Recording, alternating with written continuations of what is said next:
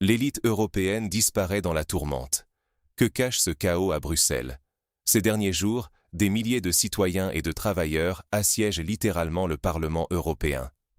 Des routes sont bloquées, des voitures brûlent, des feux de joie embrasent la nuit, et au sommet, Ursula von der Leyen. Introuvable. Pas un mot, pas une apparition, rien. Pendant que les rues grondent, les élites semblent fuir, perdues au cœur de scandales explosifs. Ce n'est pas qu'un simple incident ou une crise passagère, c'est un symptôme profond et alarmant d'un système où la corruption, le cynisme et le manque de transparence minent la confiance, détruisent la légitimité des institutions. Le scandale Epstein, qui éclate aujourd'hui en plein cœur de Bruxelles, n'est que la partie émergée de l'iceberg, une goutte d'eau dans un océan de compromission. Imaginez, un commissaire européen, Peter Mandelson, arrêté en Grande-Bretagne pour avoir transmis des informations confidentielles à Jeffrey Epstein, alors même qu'il négociait l'avenir économique de l'UE. Que penser d'une telle situation? Pendant que les élites pactisent avec des réseaux douteux, les citoyens voient que leur avenir, leur sécurité, leur dignité menacée, sacrifiés sur l'autel d'intérêts privés et d'arrangements secrets. Le vrai risque? Un effondrement total de la confiance envers les institutions européennes, un divorce irrémédiable entre le peuple et ceux qui prétendent le représenter. Mais pour comprendre cette révolte sans précédent, il faut d'abord décortiquer le scandale qui secoue les fondations mêmes de l'Union européenne. Quand les secrets les plus sombres du pouvoir éclatent à la lumière, tout un système vacille. Depuis quelques semaines, un scandale sans précédent secoue le sommet de l'Union européenne. Le nom de Jeffrey Epstein, criminel notoire, réapparaît dans des documents judiciaires, révélant ses liens secrets avec des hauts responsables européens. Parmi eux, Peter Mandelson, ancien commissaire influent, accusé d'avoir partagé des informations confidentielles sur des enjeux majeurs, dont le plan de sauvetage à 500 milliards d'euros. Mandelson n'était pas un simple figurant. Il a mené des négociations stratégiques, comme l'accord UE-Inde ou les discussions avec l'ASEAN, influençant les politiques commerciales et économiques de tout un continent. Pourtant, en coulisses, il entretenait des relations étroites avec le réseau d'Epstein. N'est-ce pas choquant? Ce n'est pas une coïncidence. C'est une faille de sécurité béante au cœur de l'Europe, un révélateur d'un système poreux, vulnérable, gangréné par les intérêts privés et les manipulations occultes. Imaginez un haut fonctionnaire qui façonne l'avenir économique du continent, capable d'influencer des milliards, et qui fréquente les pires figures de la corruption internationale. On parle ici d'un système poreux, où l'intérêt des citoyens passe après les privilèges et l'influence occulte. Et ce n'est que la partie émergée de l'iceberg. Epstein aimait tisser sa toile en attirant politiciens, banquiers, stars. Et aujourd'hui, c'est Bruxelles qui se retrouve éclaboussée. Où sont la transparence, la responsabilité? Quand plus de 80 experts en droit de l'UE, comme Alberto Alemano et Laurent Pech, tirent la sonnette d'alarme dans une lettre ouverte à Ursula von der Leyen, demandant une enquête rapide et indépendante contre Mandelson, la présidente de la Commission se contente de passer la balle à l'OLAF, l'organisme de lutte antifraude. Mais est-ce réellement suffisant? Peut-on vraiment croire qu'une institution liée à la machine européenne saura faire toute la lumière sur ses propres turpitudes? Derrière cette opacité, c'est l'intégrité même du système européen qui est menacée, la confiance déjà fragile qui se fissure un peu plus chaque jour. Mais ce scandale est loin d'être maîtrisé. Face à la pression, les réponses institutionnelles sont jugées insuffisantes, voire cyniques.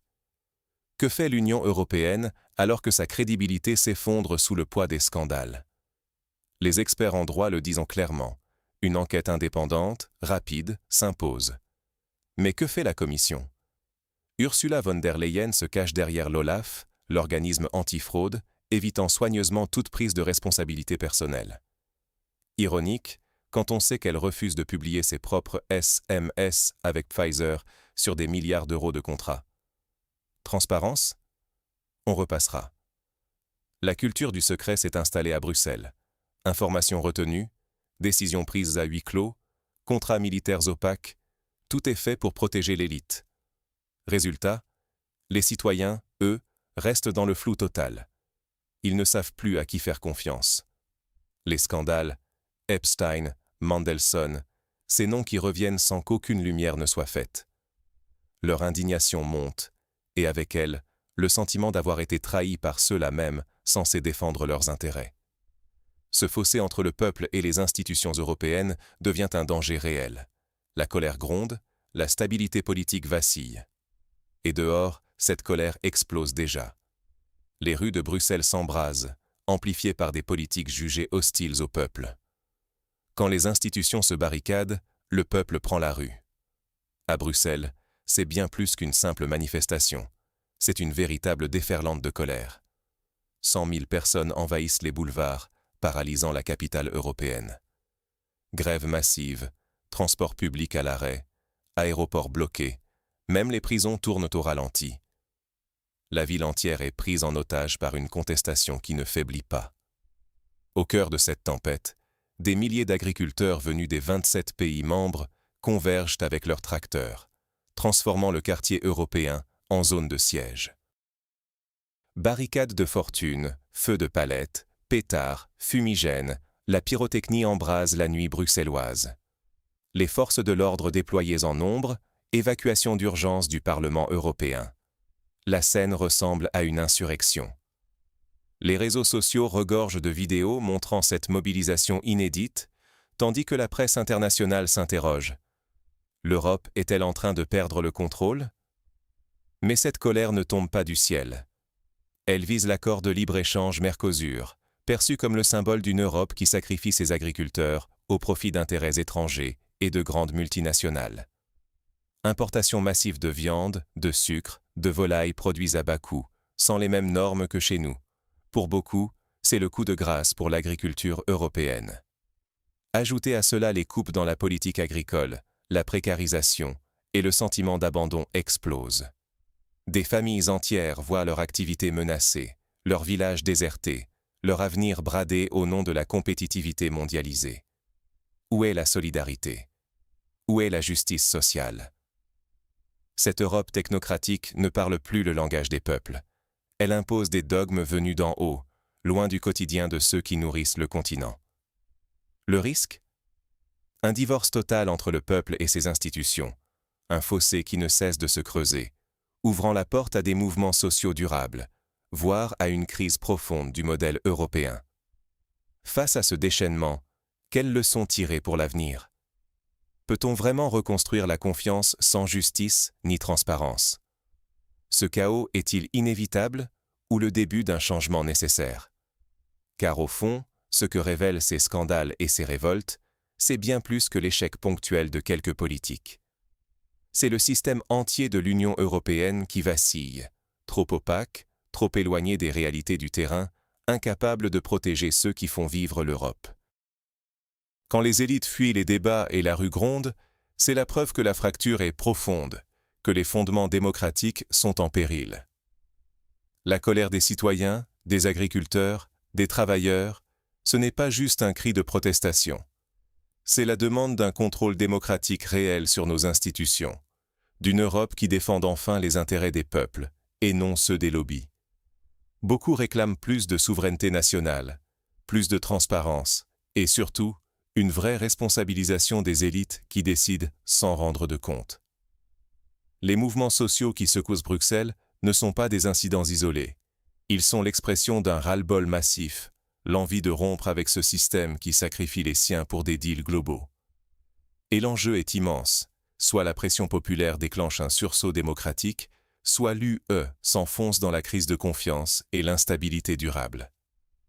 Mais alors, comment agir, chacun à notre échelle, pour ne plus subir, mais devenir acteurs du changement collectif? Sommes-nous condamnés à l'impuissance, ou avons-nous encore les moyens de faire bouger les lignes? Ne restez pas spectateurs de votre propre avenir.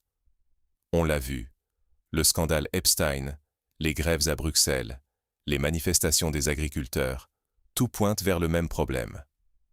La corruption et la distance arrogante des élites européennes ne sont pas des accidents, mais la conséquence logique d'un système qui protège les lobbies et écrase le peuple. Si on laisse faire, on accepte que d'autres décident pour nous, contre nos intérêts, contre notre dignité. Regardez les travailleurs belges, les agriculteurs qui refusent de subir en silence. Leur combat est aussi le nôtre. Ne pas agir, c'est laisser nos droits, nos salaires et notre sécurité s'effriter jour après jour, pendant que les élites continuent de s'enrichir. La vraie fracture n'est pas entre nations, mais entre ceux d'en haut et nous, citoyens ordinaires. C'est à nous, maintenant, de reprendre la parole et de réclamer des institutions transparentes qui défendent vraiment l'intérêt commun.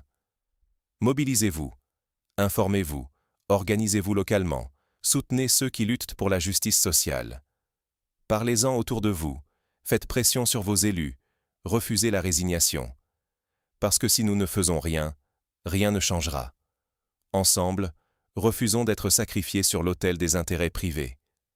Merci d'avoir regardé, partagez cette vidéo pour faire entendre la vérité et donner, enfin, la parole à ceux qui la méritent vraiment.